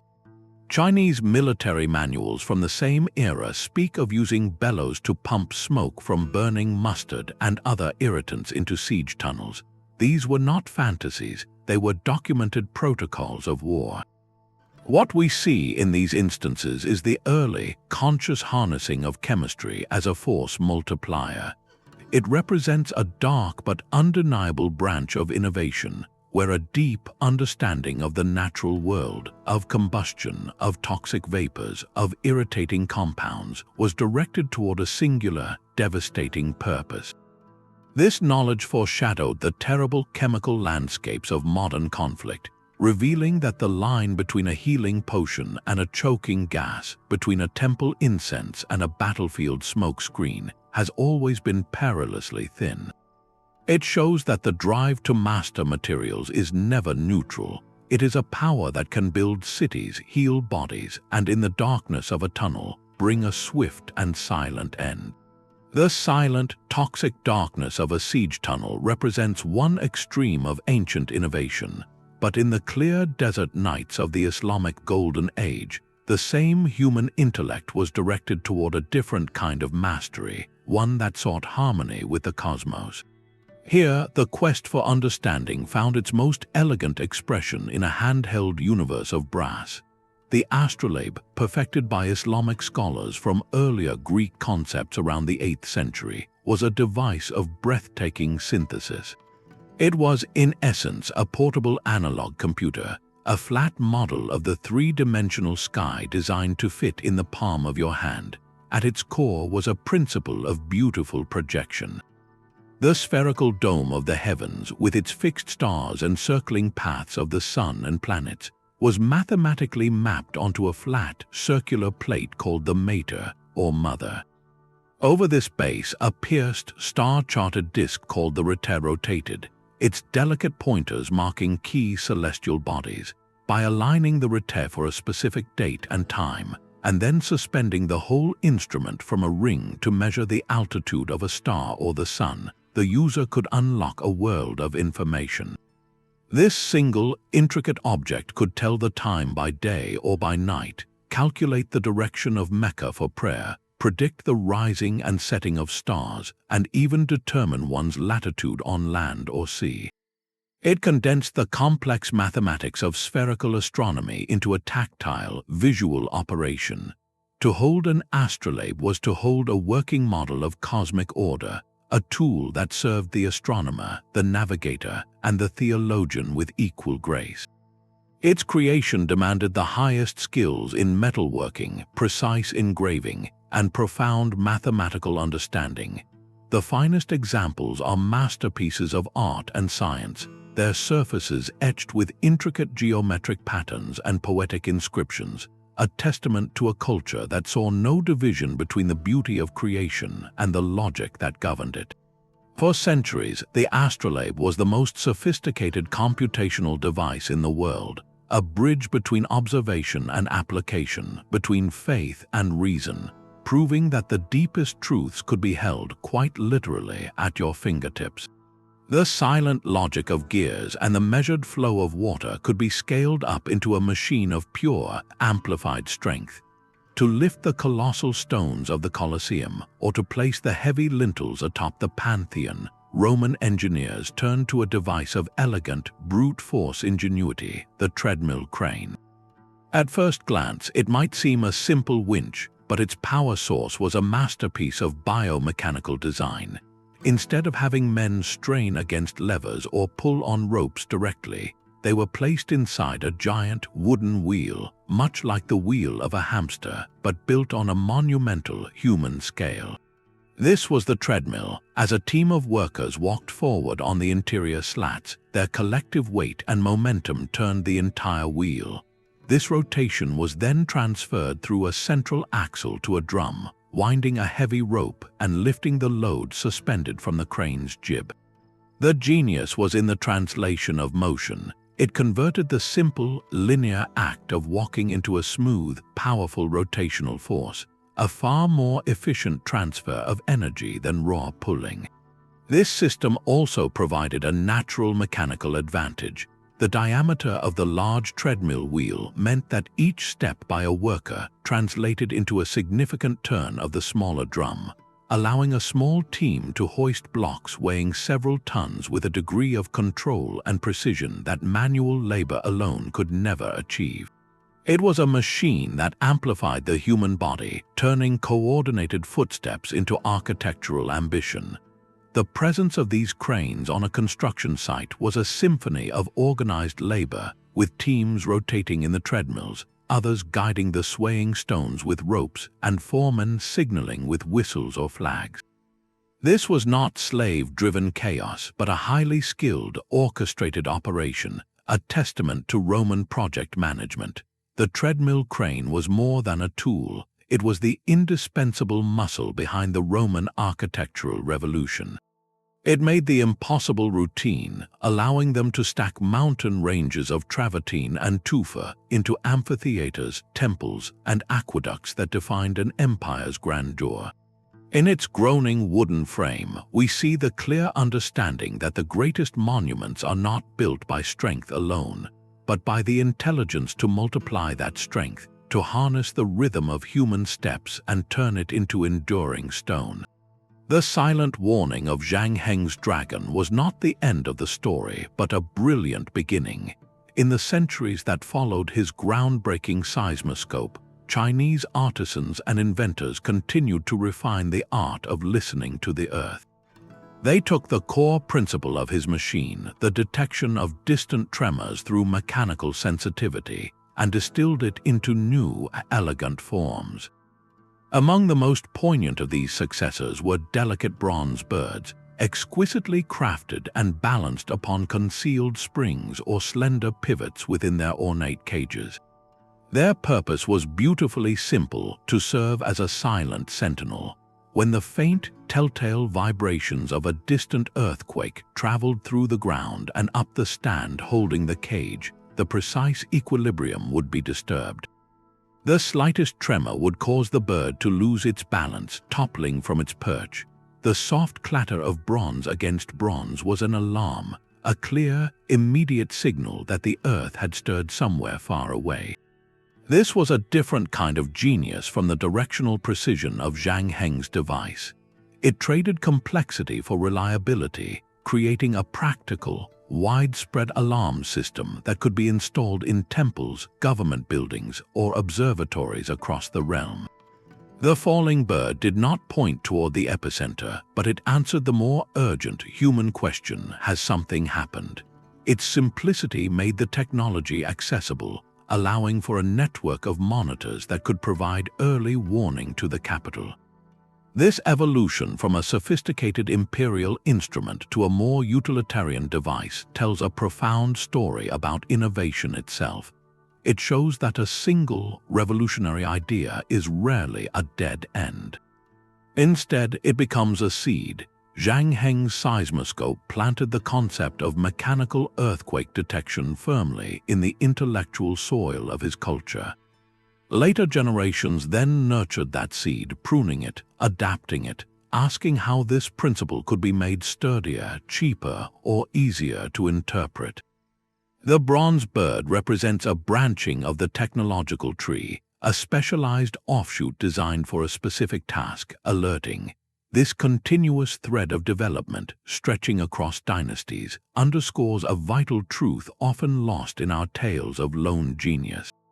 Progress is frequently a chorus, not a solo. One visionary provides the foundational melody, the core insight that the Earth's tremors can be mechanically heard.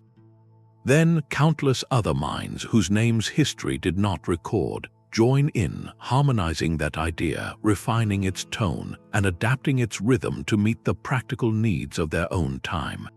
The journey from the dragon's dropped ball to the bird's fall is a quiet testament to a living tradition of observation and improvement, proving that the true legacy of a great invention is not the artifact itself, but the conversation it starts, a conversation that can echo for 1,000 years. But this mastery of the physical world could also be channeled into pure wonder, a demonstration of principle that seemed content to remain a marvel rather than transform society. In the 1st century, in the great library and workshop of Alexandria, an inventor and mathematician named Hero described a simple yet profound device. He called it an Aeolipile, often known as Hero's engine. Its design was elegant, a hollow metal sphere mounted on a pair of pipes. The sphere had 2 bent nozzles protruding from opposite sides. The pipes fed steam from a boiling water kettle into the sphere, and as the pressurized steam escaped through the nozzles, it created a thrust.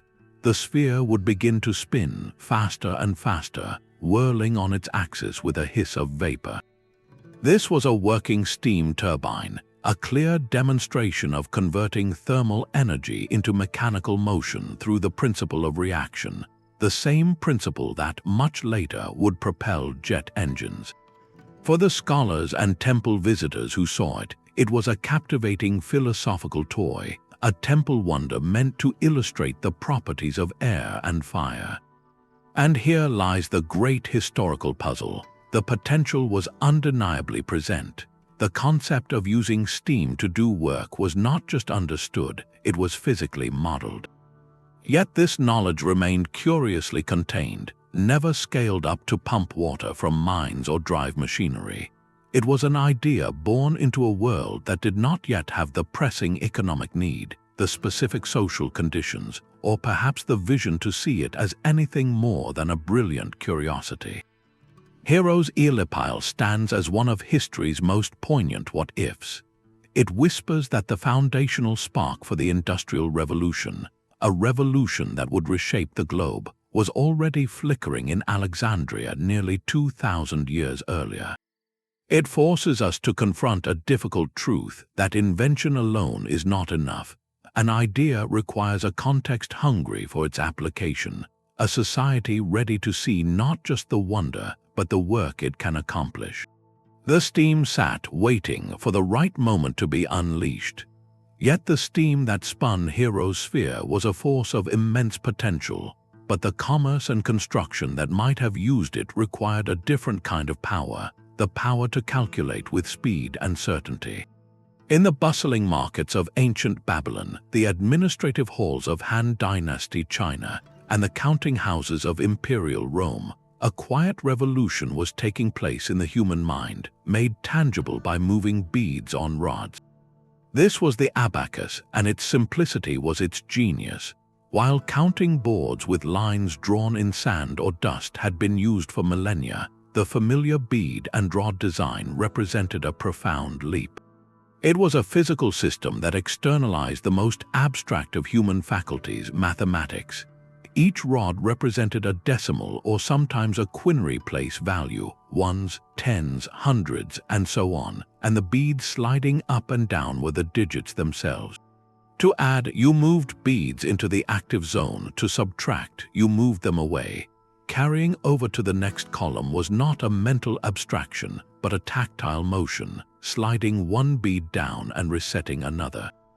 This turned complex arithmetic into a series of deliberate physical actions, a choreography of the hands that freed the mind from the burden of pure memory.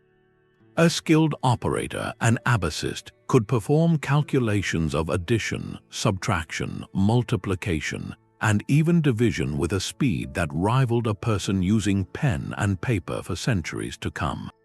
This was not a toy, it was the essential engine of ancient and medieval economies.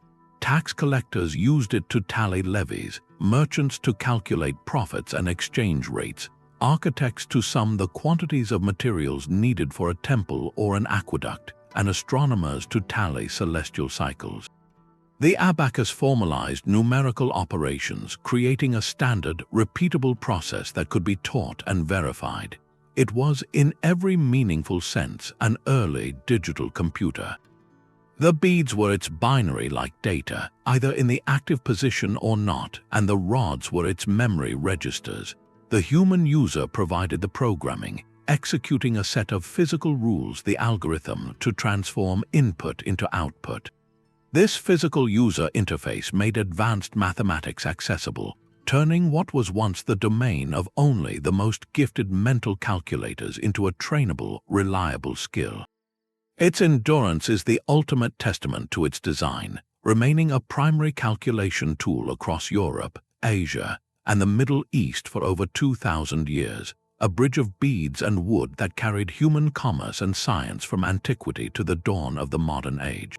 In its quiet clicks, we hear the sound of civilization keeping its accounts, proving that sometimes the most powerful technology is not the one that replaces human thought, but the one that gives it a clear, movable form. That quiet click of the abacus measured the commerce of empires, but the most profound calculations were often personal, a matter of balance and dignity on a single human scale. In a tomb near the ancient Egyptian city of Thebes, archaeologists uncovered a relic that speaks directly to this intimate struggle.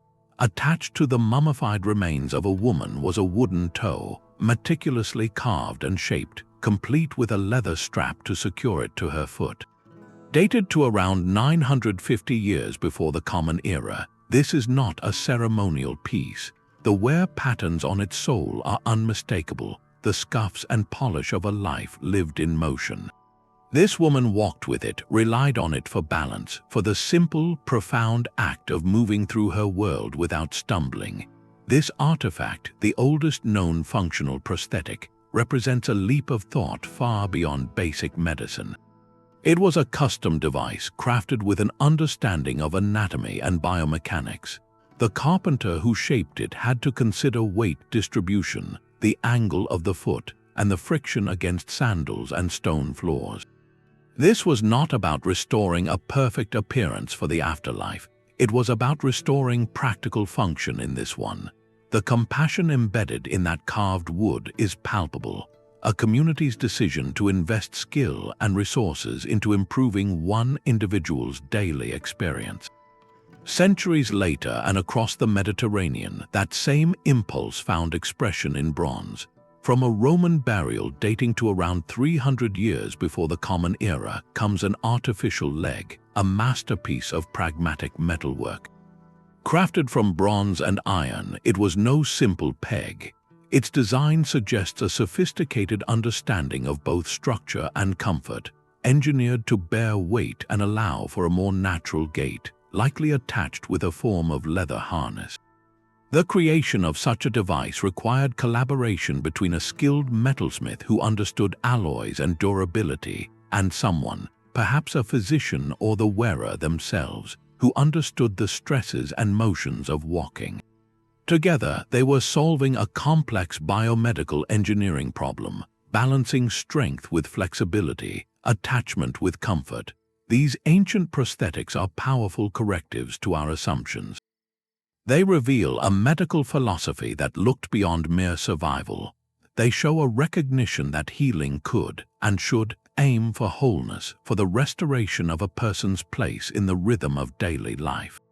The wooden toe and the bronze leg are early chapters in the long story of assistive technology, a story driven not just by technical skill, but by a fundamental empathy, the desire to mend not only the body, but the life it lives. Even the great philosopher Plato needed a reliable way to wake his students from their intellectual slumber. In the shaded groves of the academy, as his pupils gathered for a morning lecture, the signal to begin was not a shouted command or a ringing bell, but a gentle, rising whistle. It came from a simple water clock, a clepsydra, that Plato had modified with a touch of practical genius. As water steadily dripped from one vessel into another, it would fill a sealed chamber with air. Once the water reached a predetermined level, the trapped air was forced out through a narrow tube, creating that distinctive kettle-like sound. This was more than a timer, it was an alarm clock, a programmed notification crafted from clay and hydraulics. With this whistle, Plato automated the most important moment of his academic day, ensuring his lectures started with punctual consistency, free from his own distraction or a student's tardiness. This small adaptation reveals a profound shift in thinking. It shows the ancient mind looking at a tool designed to measure the passive flow of time and asking, how can I make it act at the right moment? Plato's device transformed the clepsydra from a passive observer of duration into an active participant in routine. It was an early form of programming where the physical setup of the vessel, the water level that triggered the whistle, was the code, and the resulting sound was the output. This clever hack speaks to the personalization of technology long before mass production. It was a bespoke solution for a very specific social need, the orderly transmission of knowledge. In its soft whistle, we hear the distant echo of our own world of digital calendars, smartphone pings, and scheduled reminders. The medium has evolved from whistling water to vibrating silicon, but the core human desire remains unchanged to harness time, not just to track it, but to make it call out to us, ensuring we never miss the moment when something important is about to begin. The whistle of Plato's water clock measured the peaceful passage of learning, but a different sound defined an age of exploration and conflict, the sharp, clear ring of a blade being drawn. In the hands of a Viking warrior, a sword was more than a tool, it was a legacy, and none were more coveted than those marked with a name. Forged in the workshops of the Frankish Empire between the years 800 and 1000, these weapons bore a simple, powerful inscription, a name stamped into the steel near the hilt, plus ULFBERH plus T. The Ulfbert sword was not just a weapon, it was a brand, a guarantee of quality in an era of immense variation. What set these blades apart was not the name, but the secret locked within the metal itself. While most European swords of the Viking Age were made from pattern-welded iron, a skillful but impure method of folding and twisting different grades of metal, the Ulfbert was something entirely different. Modern metallurgical analysis has revealed its extraordinary secret. It was made from crucible steel, a material with a carbon content of around 1.2%, nearly perfect for a sword. This high, pure carbon content, achieved by melting iron and carbon together in a sealed clay crucible at extreme temperatures, created a steel that was both incredibly hard and surprisingly flexible. A warrior wielding an Ulfbert had a profound advantage. Its edge would stay sharper longer, resisting the nicks and rolls that could render another blade useless in battle. More importantly, it would not shatter upon a heavy blow. It could bend and then spring back to true, a property that meant the difference between life and a fatal break in the shield wall. This technological leap was staggering for its time, a quality of steel that would not be matched again in Europe for centuries. But this presents a fascinating historical puzzle. The Frankish smiths who forged these blades almost certainly did not invent the process for making this ultra-pure steel.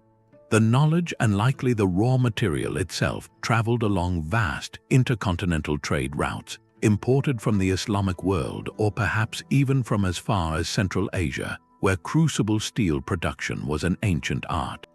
The Ulfbert, therefore, is a physical artifact of a globalized early medieval world.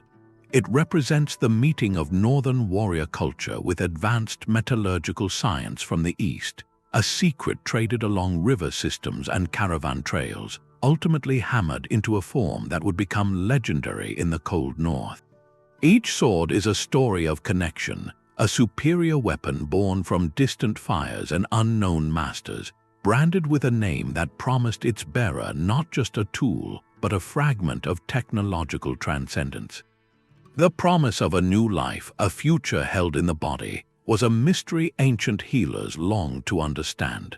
Among the papyrus scrolls of Egypt, dated to around 1,350 years before the Common Era, lies a set of instructions that seem to bridge the gap between magic and medicine. To learn if a woman was expecting, the text directs her to urinate on two separate bags, one filled with barley seeds and the other with wheat. The test was then a simple matter of patient observation. If the grains sprouted, she was pregnant, but the diagnosis went even further. It was believed that if the barley sprouted first, the child would be male. If the wheat sprouted first, the child would be female. For centuries, this was catalogued as a charming piece of ancient superstition, a symbolic ritual with no real scientific basis. Then, in the 1960s, modern researchers decided to put it to the test. To their astonishment, they found the method had a measurable degree of accuracy in predicting pregnancy. The reason lies in the unseen chemistry of the body. A pregnant woman's urine contains elevated levels of estrogen and other hormones. These hormones can, in fact, act as a growth stimulant for certain plants, increasing the likelihood and speed of germination compared to urine from someone who is not pregnant. While the test was far from infallible and the gender prediction element holds no scientific validity, the core principle was shockingly sound. This was not magic, it was an early, brilliant form of diagnostic biomedicine. The Egyptian physicians were practicing empirical observation on a grand scale. They had noticed a consistent correlation between a specific physiological state and a visible biological reaction in another living thing. They designed a repeatable, if imprecise, experiment to test for that state. What we see here is the scientific method in its most ancient clothing, a hypothesis tested through a controlled action and a clear, observable result. The blending with symbolic interpretation, the link to gender, shows how their science was woven into the fabric of their cultural understanding, where every natural event held layers of meaning. This humble test of grain and water reveals a profound truth about ancient knowledge. Long before microscopes or hormone assays, they were reading the body's secret messages through the language of the natural world, using a sprouting seed as their laboratory, turning a fundamental question of human life into a quiet dialogue with the earth itself. That gentle dialogue between the body and a sprouting seed was a quiet form of listening, but the Greeks crafted an instrument that turned listening into an art form for the world itself. The Aeolian harp required no musician's touch. Its player was the wind. Described as early as the time of Homer, its design was a lesson in elegant simplicity. A set of strings, each tuned to the same note but of varying thickness and tension, were stretched lengthwise over a long, hollow resonance chamber, often made of wood. This box was then placed in a window, on a rooftop, or in the branches of a tree, positioned to catch the prevailing breeze, and then the collaboration began. As the wind flowed over the strings, it did not merely strum them, it set them vibrating in complex, shifting harmonics. The varying thickness of the strings meant each responded differently to the speed and turbulence of the air, producing not a single melody, but a cascade of layered, ethereal chords that rose, fell, and transformed with the weather itself. The sound was haunting, a chorus of phantom notes that seemed to come from nowhere and everywhere, a music composed in real time by the atmosphere. This was not a tool for measurement or labor, but a deliberate fusion of technology and pure aesthetic experience. The Greeks had engineered a device that automated the creation of beauty, turning the invisible force of the wind into an audible, ever-changing symphony. It represents one of the earliest known forms of environmental art, a kinetic sculpture centuries before the term existed. The harp's genius lies in its surrender of control. The builder provided the structure, the potential for sound, but the final composition was always a gift of the moment, a duet between human craft and natural chaos. This concept of creating a system that collaborates with its environment to generate something unforeseen and beautiful resonates powerfully today. It is the philosophical ancestor to modern wind chimes, to large-scale public art that moves with the breeze, and to generative digital art that uses algorithms to create endless variations. The Aeolian harp stands as a poetic counterpoint to our list of batteries and engines.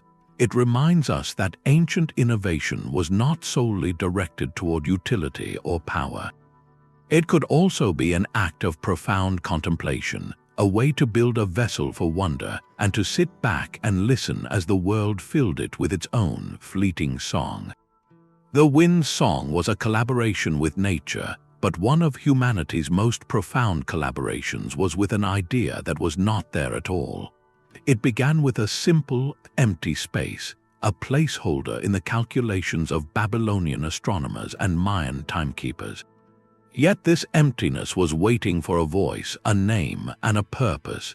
That transformation occurred in India around the 5th century, when mathematicians like Brahmagupta did something that seems deceptively simple to us now, but was a thunderclap of abstract thought.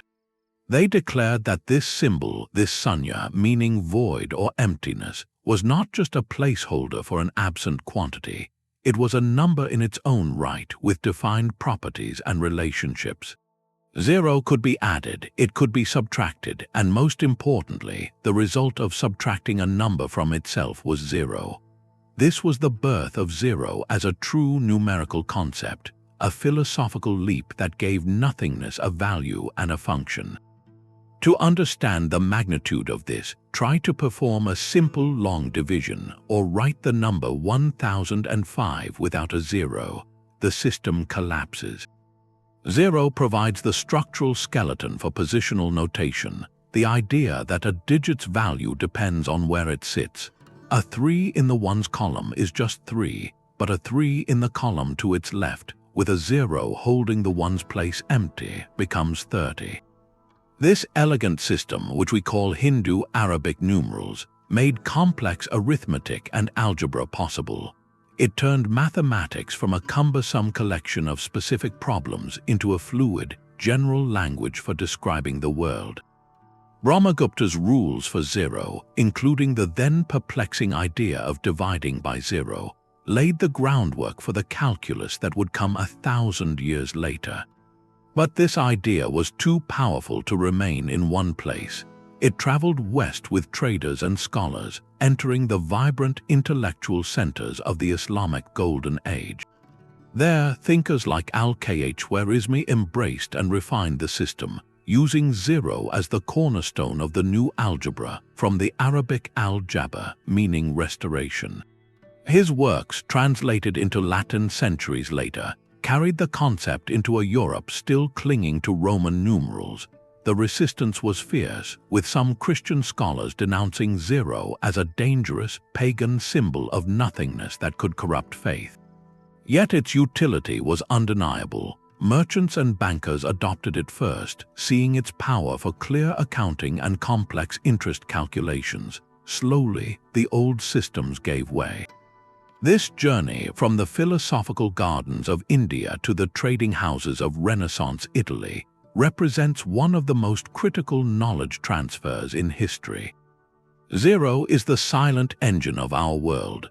It is the bedrock of every line of software code, the essential state in binary logic, the pivotal point on every graph, and the concept that allows us to model everything from the emptiness of space to the infinitesimal probabilities of quantum mechanics. It is a testament to the human mind's ability to grasp not just what is, but what is not, and in doing so, to build the entire edifice of modern thought upon that foundational void. The tapestry woven from these 40 threads reveals a pattern far more profound than a simple timeline. It tells us that human ingenuity does not travel in a straight, ever-ascending line. Instead, it flickers like a constellation, brilliant points of light flaring into existence across the dark expanse of time and space, often fading for centuries before being seen again. The Baghdad Battery, Hero's steam engine, the Damascus Steel forge, these were not primitive drafts of our modern world. They were complete, sophisticated answers to the questions their own world was asking. Their dormancy, their disappearance from common use, is not a sign of failure but a lesson in context. A technology thrives when it meets a pressing need within a society that can sustain it. The Roman Hypocaust required a culture that valued public bathing and had the administrative will to maintain vast furnace systems. The Qanat was the lifeblood of a desert civilization, but its knowledge held little urgency for a people living along rain-fed rivers. When empires fractured, when trade routes shifted, when the specific environmental or social pressure eased, the exquisite knowledge built to address it could slip into the background, preserved only in fragments or forgotten entirely. This cyclical nature of discovery challenges our most comfortable assumption, the idea of inevitable, linear progress from primitive to advanced. We look back and see the Antikythera Mechanism and call it anomalously ahead of its time. But what if our perspective is wrong? What if it was exactly on time for the complex Hellenistic world that built it, a world that later changed in ways that no longer had a place for such intricate clockwork models of the cosmos? Viewing history through this lens transforms it from a chronicle of successive upgrades into a gallery of diverse, creative problem-solving. Each civilization, from the Maya calculating Venus cycles to the Celts etching their bronze calendar, was not waiting in the dark for the light of later eras. They were illuminated by their own sun, applying fierce intelligence and observation to the challenges and opportunities right in front of them. Their legacy, therefore, is not a list of curiosities we have surpassed. It is a mirror. It asks us to look at our own technological landscape with humility. Which of our proudest innovations are deeply tied to our unique moment, to a specific configuration of resources and needs? And what brilliant solutions from other times and places have we overlooked because they did not fit the narrative of our particular march forward? This reflection is not about nostalgia for a lost golden age, but about cultivating a deeper, more curious kind of respect. It reminds us that creativity is a constant human potential, erupting in different forms across the millennia. By remembering these flashes in the dark, we honor not just the objects themselves, but the boundless, adaptive spark that made them. A spark that continues to burn, waiting for the next question that needs a timeless answer. From the computational gears of ancient Greece to the resilient concrete of Rome and the visionary surgery of India, our journey through these 40 ancient inventions reveals a truth far more exciting than fiction.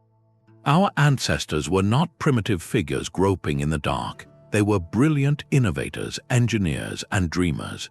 They laid the groundwork for our modern world in ways we are only beginning to fully appreciate, not with crude approximations, but with solutions of elegant and often breathtaking sophistication. This exploration has never been just about correcting timelines or winning a trivia contest.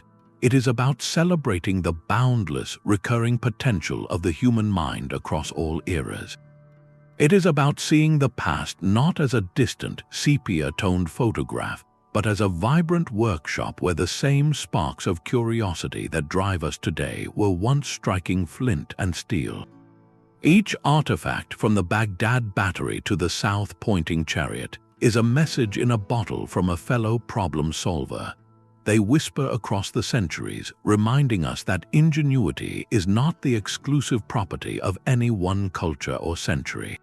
It is a universal inheritance, a shared toolkit of observation, logic, and courage that belongs to all of humanity.